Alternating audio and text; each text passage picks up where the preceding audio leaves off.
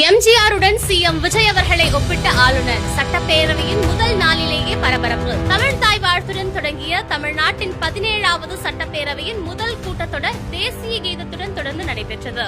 இதையடுத்து ஆளுநர் ராஜேந்திர அர்லேக்கர் உரையாற்றினார். தனது உரையில் மக்களே நாட்டின் உண்மையான எஜமானர்கள் என்ற பேரறிஞர் அண்ணாவின் கருத்தை மேற்கோள் காட்டிய ஆளுநர் மக்களால் தேர்ந்தெடுக்கப்பட்ட புதிய உறுப்பினர்களுக்கு வாழ்த்து தெரிவித்தார். அதே நேரத்தில் தமிழக அரசியல் வரலாற்றில் மிகப்பெரிய மாற்றத்தை மக்கள் ஏற்படுத்தியுள்ளதாக குறிப்பிட்ட ஆளுநர் கட்சி தொடங்கி 2 ஆண்டுகளுக்குள் ஆட்சியை பிடித்த முதலமைச்சர் விஜய் அவர்களின் அரசியல் பயணத்தை சிறப்பித்தார். குறிப்பாக மக்கள் ஆதரவால் ஆட்சியை அமைத்த முன்னாள் முதலமைச்சர் எம்ஜிஆர் அவர்களின் எழுச்சியை நினைவு கூர்ந்த ஆளுநர் அதே போன்ற மக்கள் ஆதரவுடன் விஜய் அவர்கள் தலைமையிலான அரசு உருவாகியிருப்பதாக கூறியதுதான் பேரவையின் கவனம் ஈர்த்த முக்கிய அம்சமாக அமைந்தது.